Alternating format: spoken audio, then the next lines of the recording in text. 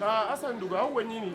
abayamba abatayamba balina amasada vasi oli we yagiwulidde manager wa Clever ne team Clever ne bavaina kwambalira bwembange moke yayitawo nga simanyi oba Clever yalimu oba omujambalira kikuumanye yalimu bwaba yalimu yenenye yekensobi gye yakola okuyita ku mmulu walese Tebayambika yakugambye linda kaleeta anti ekyo kyennyumirwa Bobi Wine Chameleone bebeku bwe batandika beef onaleeta n'onaleeta be basajja kati abogerwako mu ggwanga abakadongamu bwe batabikola ani ali ogerwa Alimpa vaya alumba kasuku agamba muwayirize nti Enkima yaliyo tukikubuza okusembayo kasuku yagiri yewogerako ni musajja omulwadde ujja mwogeza ebingi ng'akyaliko kalifomu buli bagenda okukuba eddagala bakuba ebiiso era nga towula bulumi kitegedde mumuleke iyi nenaku ezo nabadde mpita awo ekabuusu Jackson mu bitaala owabuuda n'avuga bubi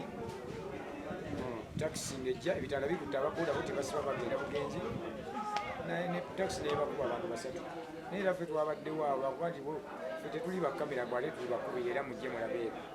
weewala oluyimba era ensonga ezo bwe ziba zikwata ku ebyo tuzisange mu luyimba baluyise Tebayambika nange mundekesi kyane nyabagagga bematira abantu batama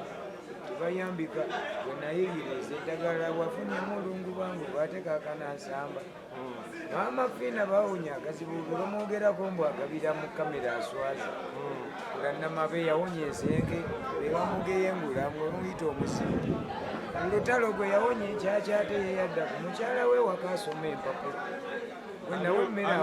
olimba olwakula lya bbanga ki okuluwandiika n'ekirowoozo ekiruwandiika kivaawa omanyi bweba onjagalamu ebintu kola ekibi nze omuntu kyobula bwemba nyimba ku bintu ebikwata ku ggwanga mba nyimba true story nzinyala nnyo okuyimba amazima kuba ennyimba zange simba luyimba lutalina nsonga kati oluyimba olwo nayingira ku studio saawa 4 ez'okumakya ne lufuluma ku 12 kubanga byenyimbako ebyokusomesebwa nga mambirina ate nagenza okufulumira nga manyi birikunze naye ngaensi yonna yayamba ne bagisapoiti tawandiise ku Alimpa wabula ku Alimpa byeyayogedde bwe najje ne ŋŋamba abantu Tebayambika nenkikolamu oluyimba era timugamba munayimbe kusonga nayimbe ku mamafiina nenyimba ku kulannama ku jjumba aligawisa nenyimba ku baamaata abeeri bemanyi ne besimanyi kyokola abantu bwe luyimba mu kadonkamu ogenda ku bantu abapositize nga balwogerako kyokusangako badenzera ani abakyala bemumanya bemwandiise abakabi abatatera kufulumya bintu bya music style yaffe ni bawulidde nga mutuufu ate muntu akuvuma gwegendayo oluyimba komenti eziriko z'amaanyi musangayo mitwalo 5 baali babikola baali bakisebata balina meseji ezo bakapeeru babasudde nikati abadde bayimba njagala tutuna oluyimba luno verses tugende verse by verse twagala tukwanguye ogende mu verse etandika ogamba baabayitako tebayamba baani abayitako nagambye nti mwalimu nze nali simenti okuyamba kyabulabe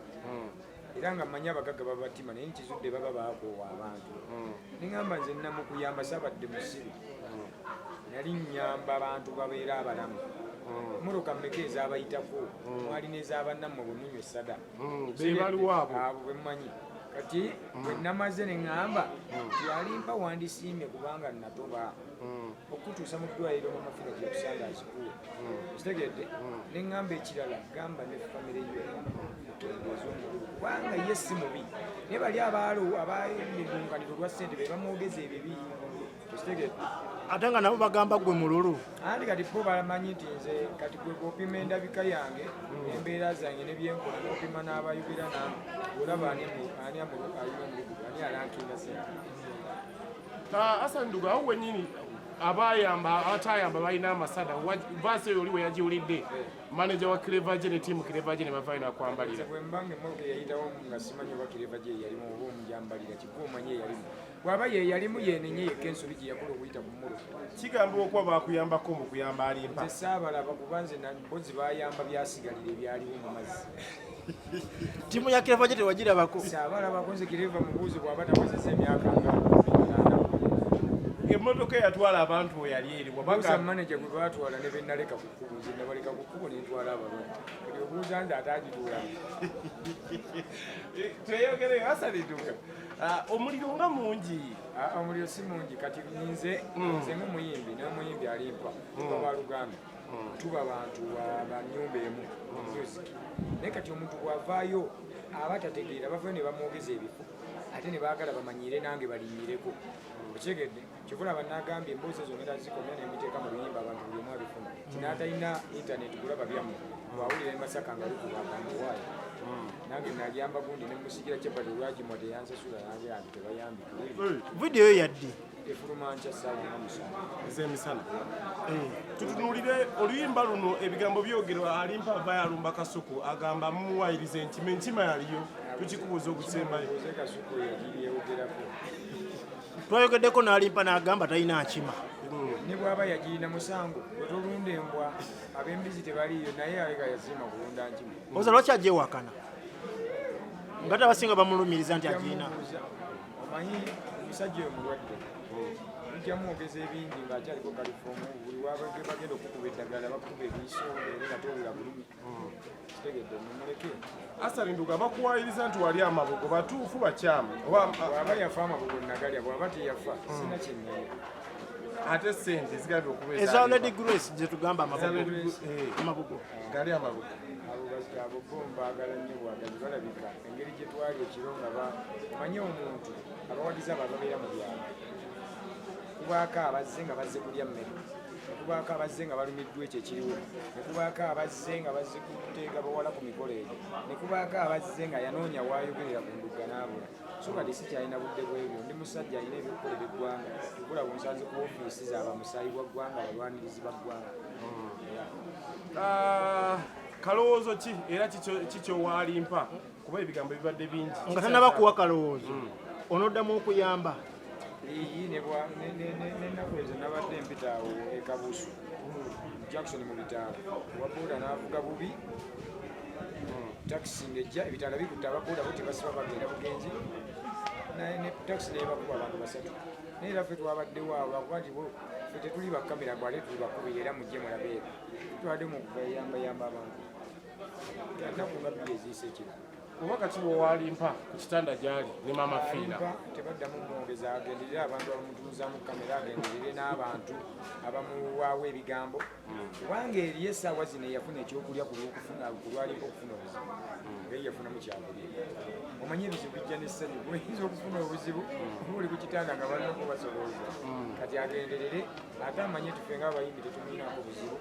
wabula ng'omuntu onyigamu nga oli ayogedde ekitakwatagana sisuubira kuzifuna kuba simuvuganya mu music sisuubira nti ye avuganya nze kati tuba tufaaki walese Tebayambika yakugambye linda kaleeta anti ekyo kyennyumirwa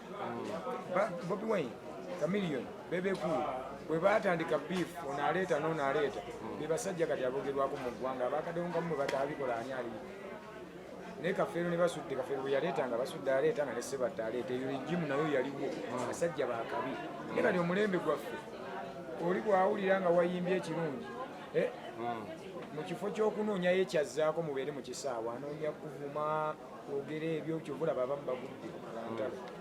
awo wennyini omuyimbi atagwa mu kategori amanyikibwa nga Gravity omutuji avaayo n'avuluga wano woli wennyini ku kitebe Bobi Wine bebikulu Bobi Chameleone nti abo baagwa dda tebakyamanyikiddako ne music tebalina taata ne maama we baba bayonga omwana amba nnoonya ki Gravity taata ani maama kuwonna nandi bwenti oba ne maama oli kitaawe nosanga bayombagana omwana bikukwatirako nze Bobi Wine mukwano gwange ale pulezidenti we bebyekulu siminaako buzibu simanyirize sinoonya yali abuli sente zezenaye saagala nabimanya nze kati akyalya ku ezo kakati naye nga yazirya ate nze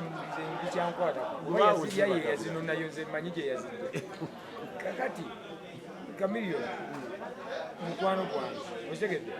kati nze atalina mpalana ku bantu awo nvaayo ntya ngambe Gravity embu oli mubi isimanyi gwe yakijjemu bw'aba mutuufu bw'aba mukyamu abawagizi be baba bamusajja anti asajjuza ebisaawe nga gwe wajjuza kalenda n'ebifo ebirala n'alowooza nti amazeeyo kati ayinza okuba nga Bobi Wine ayimba lugafu Chameleone ayimba lugafu bebekulu ayimba lugafu Gravity yavaayo ali mu kidandali bonna kati Gravity yakuuma ekintu kye yajjira mu sitayiro y'aba GNL ate n'agiteekamu ebisoko okugyagazisa abantu baba bamwagadde si musango mumuleka kuba ebisaawe bye naye nze simanyi bino gye yabijje era sijja byogerako anti yagamba generation eri enkadde yaggwako manyi nze jeno mukadonkamu omulembe guno kati naye bw'aba yejje naye nze simanyi abantu baweemu kapeera katebayambika nga tudduka tuveeyo wano nange mundekesi cyane nyabagagga beematira abantu batama tebayambika bwe nayeyiriza eddagala wafunyemu olungu bangu batekakana nsamba maamafiina bawonya akazibu bwe bamwogerako mbu agabira mu kamera aswaza kulannamabe yawonya ensenke bebamugeyengula ng'omuyita omusimu olutalo gwe yawonya ekyakyate yeyadda ku mukyala we wakasoma empapula wenawe emmere awonenja abantu tebategedde ani gwe wali yogamba olutalo gwe yawonya enkyakya owulyakoli yali yeyasoma ebitabo ebyani genda ate likodi era wamutaddemu abakazi kale ate kibi okwogera kwoli gwe yamuyamba gwalabye yegaana ye yakola kyoli ate naliyo nze naye manyi kimu nti bafunamu obutakkaanya